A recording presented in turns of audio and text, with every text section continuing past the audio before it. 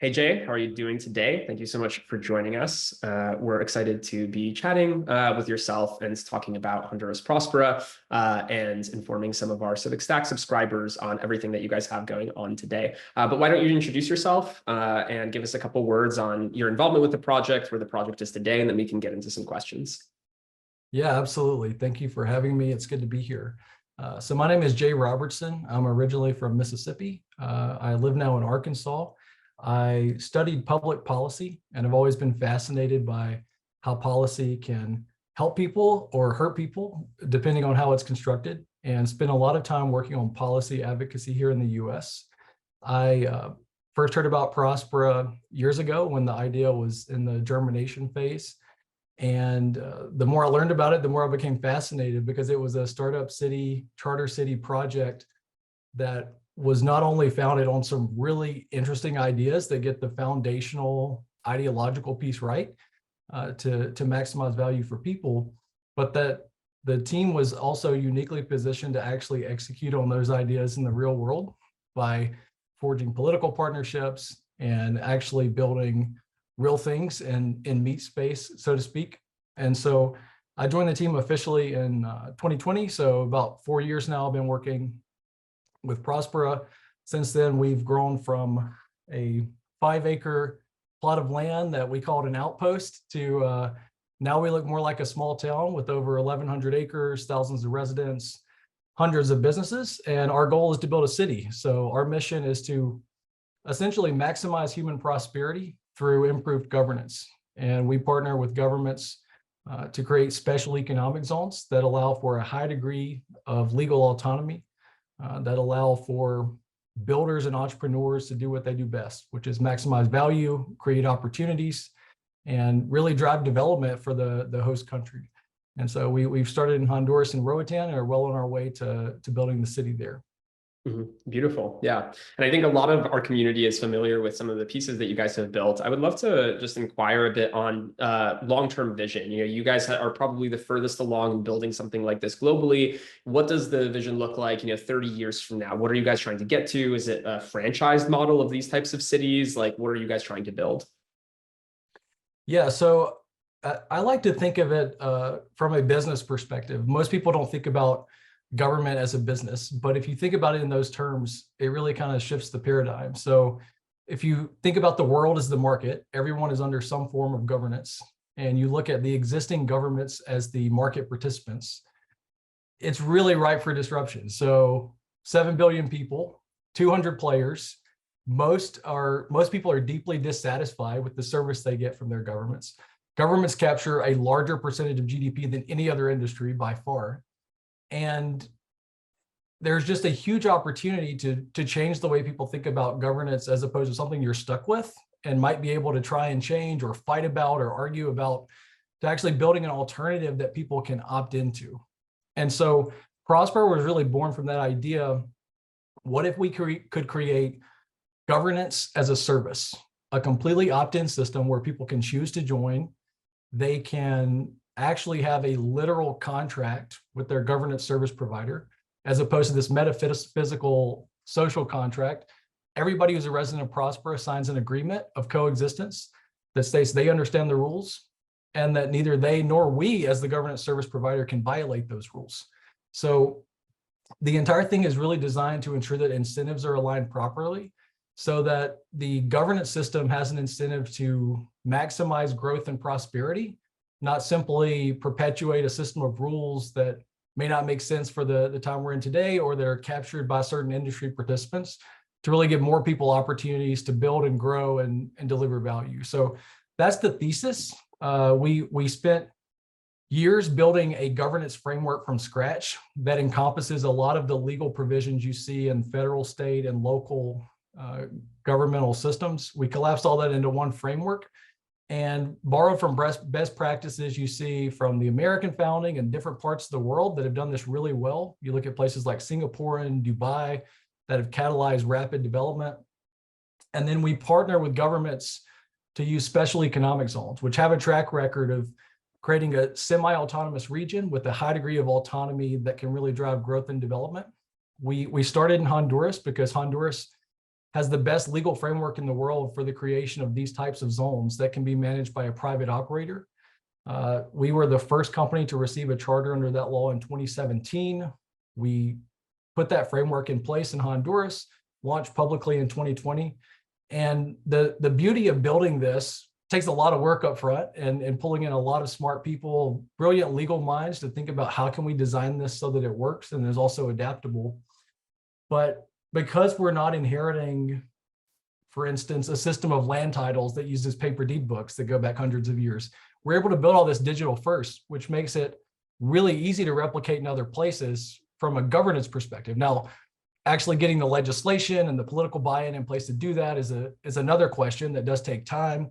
But our vision is to really introduce competition into governance. And the framework can be used in multiple places to serve multiple different jurisdictions. And since launching in Honduras, we regularly receive inquiries from political leaders in other parts of the world and are actively engaged in conversations with those. But our ultimate vision is to have a network of cities that are using the shared governance platform to operate and ideally catalyze other projects like this, because we believe that competition begets improvement in the marketplace, and the same should apply to governance.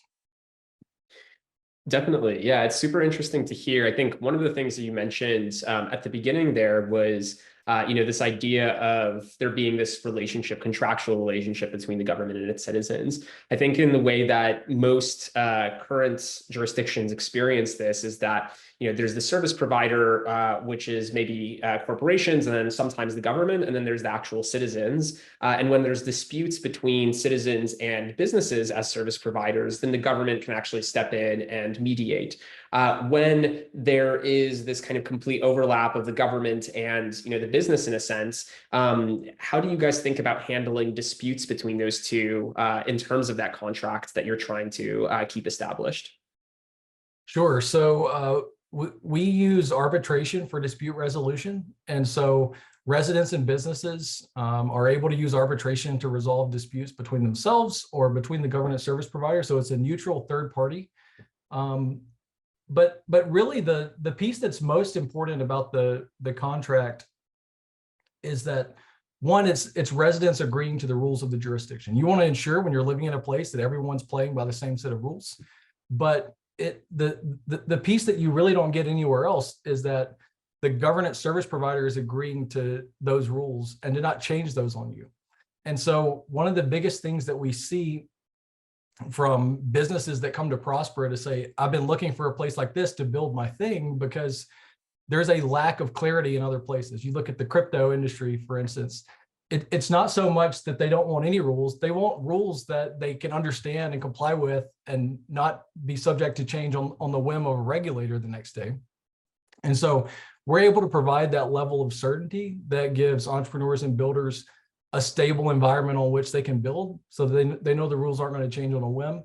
And it's a really powerful agreement. I mean, it's a binding contract, subject to arbitration between a resident and a governmental service provider. And that's something that. And that arbitration process, when you guys think about a third party, is that a third party that exists outside of that jurisdiction and is structured as a nonprofit, an NGO, a business on its own? What is the actual structure that you guys would use? Yeah, so residents and businesses can choose to use an arbitration provider of their choosing. We have set up a default arbitration service provider that's an independent business venture. It's structured as a for-profit business that was spun out of Prospera. It's staffed by independent judges from around the world. And so they handle cases through arbitration on their own. It's open to use by anybody, like any other arbitration service provider. And if you choose to use them, they're kind of the default option, but you can use, the New York Center for Arbitration or any other well-known arbitration center for the resolution of commercial disputes within the jurisdiction. And that would be agreed upon by both parties. That's correct. Yeah. what you're choosing to use. Got you.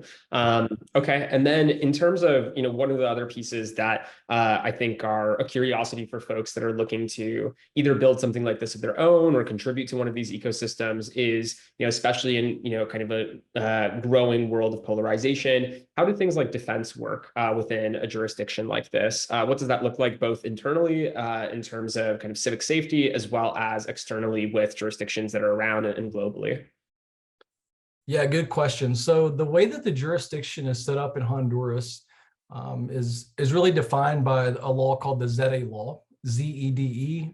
It's a Spanish acronym for Zones for Economic Development and Employment. Honduras created this framework because they realized they needed investment and job opportunities, and special economic zones have been proven to do that. And the way that it's structured, it allows for private companies like Prospera, which is a company, to organize and promote a special jurisdiction within the country.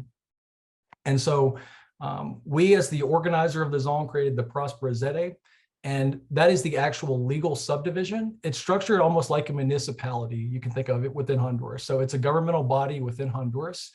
The key difference being it has much more autonomy than most municipal bodies do.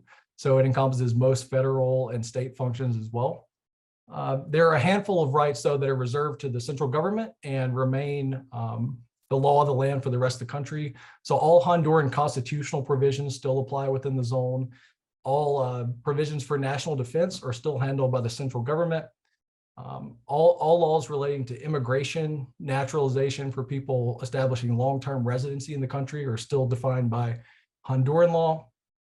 All criminal law within Honduras still applies within Prospera. And all international treaties and agreements with foreign governments still apply. Everything short of that, for the most part, is determined by the legal code that we set up in partnership with the government. But to go back to your other question about defense, obviously national defense is handled by the central government still. And then local public safety works in much the same way it does in any other municipality, in that the central government sets the laws and it's up to the city to actually enforce those laws through police powers. And so we contract with private security providers to handle policing services within the jurisdiction. And yeah, it's a function that's really not altogether that dissimilar from what you see in most other cities. And I'll say that one of the reasons that we chose Honduras, like I said, is because it has the best framework. Honduras is not a place that's known for safety. Several years ago, they made headlines for a lot of the crime in the country. That's actually improved dramatically over the last few years, but we specifically chose to start within Roatan, which is an island off the northern coast of Honduras, much safer than mainland Honduras. In fact, the crime rates are lower than what you'll see in most US cities. It's a big tourism destination. And so it's a safe place where, you can feel comfortable coming with your family and building and living in a secure environment. And so that was really important for us in choosing the place where we wanted to start within the country. Mm-hmm. Definitely. So in terms of kind of understanding how does this jurisdiction compare to others, outside of, kind of the financial metrics of GDP and maybe things that are a little bit more alternative, like a happiness index, what are some of the ways that you guys are measuring, KPIs of the city? And where is that process of measurement today? And what's left to be desired in terms of being able to compare different jurisdictions and really kind of what they're providing to their citizens and their success as a state? Yeah, that's a really good question. So I'll say that there's probably a lot of room to grow here because we're pretty early. 4 years seems like a long time when we've been in here building it. But if you look at the progress we've made, I think it's actually a lot to go from 5 acres to over 1,000 in that short period of time. So the key metrics for us are primarily tied back to our mission, which I said is about maximizing human prosperity. So the reason that we exist in Honduras is to deliver economic development, jobs, and opportunity. We do that by serving entrepreneurs who are bringing jobs to the country. And so some of the really key metrics for us are, at the high level, the number of residents we have that we are serving, people who are opting in and saying, I want to be a resident here, I want to live here and work here. We're at around 1,600 residents today. The number of businesses that we're serving, so businesses from Honduras that are choosing to do business in Prospera, businesses from other places that are choosing to set up their We're at over 200 companies that today have been incorporated and doing business in the jurisdiction. And really a key metric for us is the number of jobs that have been created. And so those are jobs directly within the jurisdiction, as well as external jobs that are being created by construction. So we have lots of Honduran companies that are serving Prospera, even though they might not necessarily be located within the zone. And to date, we've created a little over 3,000 jobs. And Roatan's permanent population, for context, is around 80 to 100,000 people. And so in a short time, we've already had a pretty sizable impact on the local economy. And that's what's really most important for us, because it's what shows that we're delivering on our side of the agreement with Honduras, which is to deliver value and economic opportunity. And in terms of like the project as a whole, if you were to look at it as a tech product, would you say that kind of the culture, what you guys are trying to build today and for the long term, is more of one of kind of like private and closed, or more of like almost open source infrastructure that you're expecting other people to be able to utilize? Yeah, that's a good question. I don't know that I would say it neatly falls into one of those buckets. You know, we've spent a lot of time developing this legal system that we believe is the best, but we've made a lot of changes in just a few years since we put it out there. And that's one of the things that we invite. You know, the whole system is set up so that it's very easy for us to modify those and make changes as they're needed. But our hope is really to see a world where there is more competition in this space, so that we're not only successful in our mission, which is super important about delivering value for our residents and our companies, but then ideally we hope to be driving improvement in other places, so that other governments are seeing, wow, this is really working here, let's adopt that. And that's how we started, you know, borrowing from best practices in other places and coming up with some new ideas on our own. And so we really hope that we can replicate that in other places. And you know, we have open lines of communication to lots of other projects like this and are happy to support that. And so I would say it's probably a bit of a hybrid approach. I had the opportunity to spend some time with Joe Baumgar, who I know contributes to your work, around 18 months ago in the UAE, and we started chatting about kind of healthcare regulation. And now there's been, you know, folks like Nicholas who are leading Vitalia and a lot of the really interesting kind of healthcare regulatory side of what's being built in Prospera.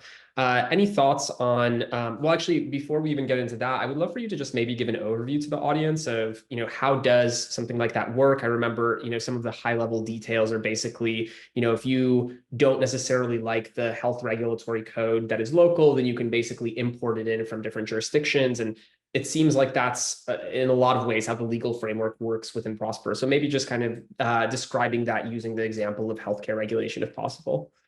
Sure. Yeah. So we can go super deep here. I'll try to keep it high level, but if you think about regulation, in most places, there's one set of rules that you have to comply with. So if you're a healthcare provider, if you are a company developing a pharmaceutical, there's one set of rules published by the FDA that you have to comply with, and a set of guidelines for how to do those things. Now, obviously that differs in different countries and different jurisdictions. So there's different rules everywhere. We've taken a different approach in that we've applied competitive forces to regulation. So looking at regulation as a market by allowing companies to choose a regulatory approach that works best for them.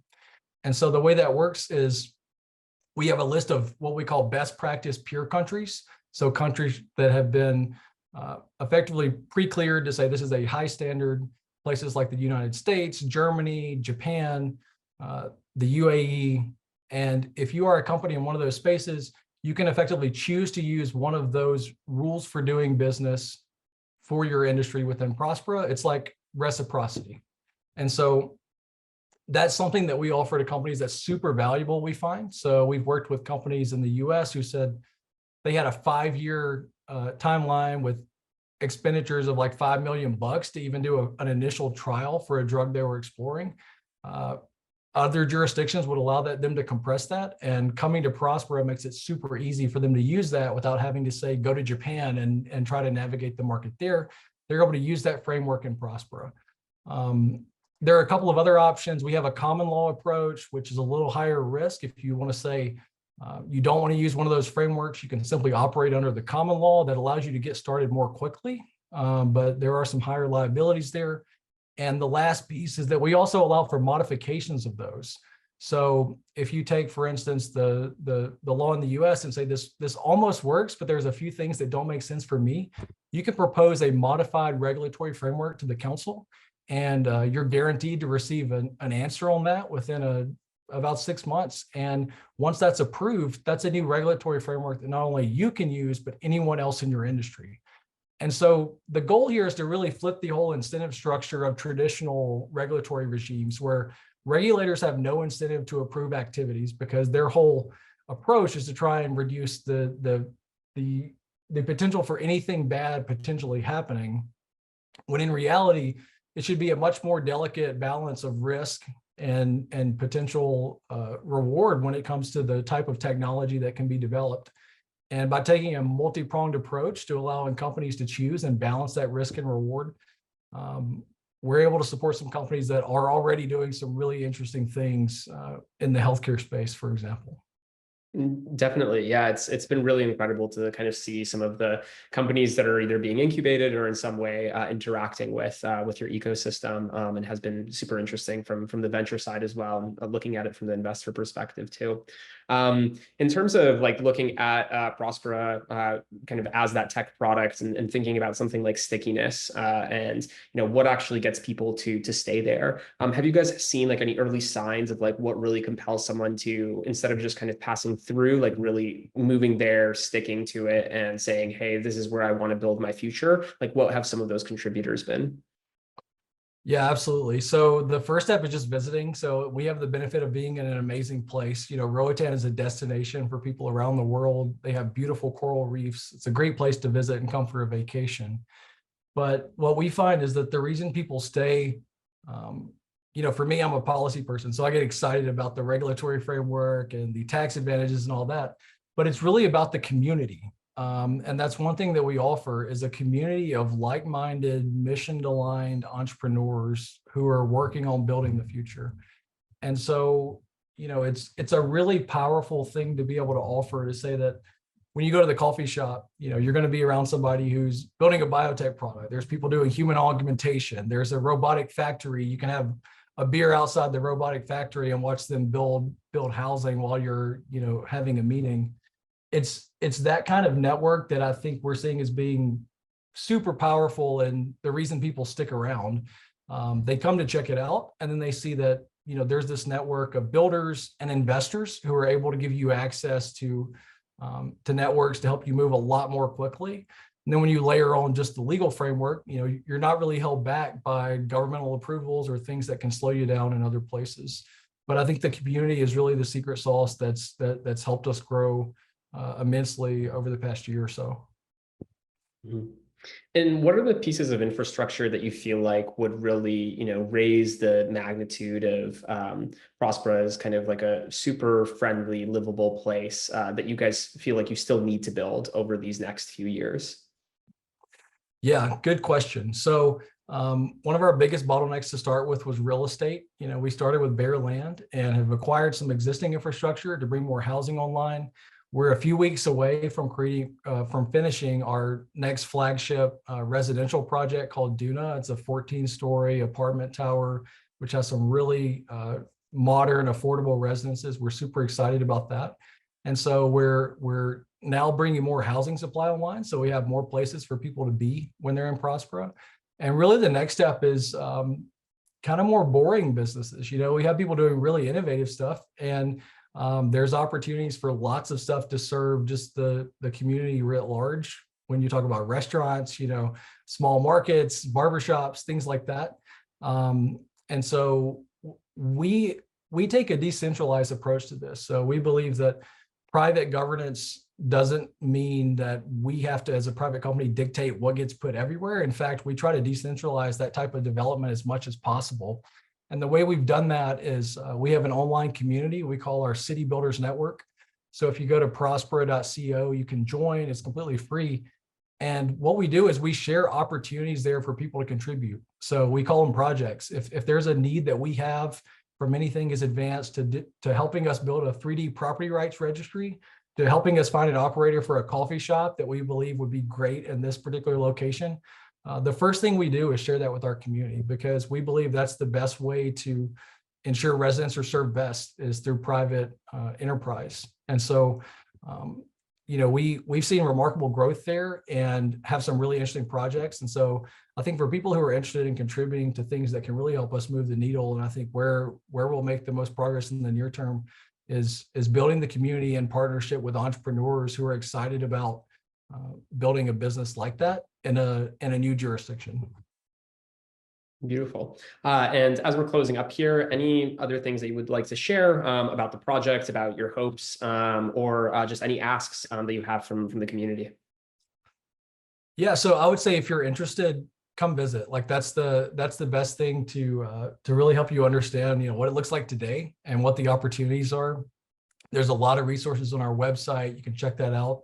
And on the City Builders Network. But we have a lot of events going on this summer and throughout the year. And so almost every other week, there's an opportunity for you to come down and you'll get to meet some of these builders who are building really interesting things. We have conferences all the time. We've been able to get some really high profile people to come down and visit and share their insight on what we're building. And we'd really invite you to just come see it and look around. And who knows, you might see something that looks compelling and find a reason to stick around. Mm-hmm. Beautiful. Well, Jay, thank you so much for joining us. Really appreciate it. I know that our subscribers will be excited to listen through to this. Yeah, hopefully we'll see each other soon and in person in Prospera with some of the folks here as well. Sounds great. I appreciate it. Thank you. Awesome, man. Thank you so much.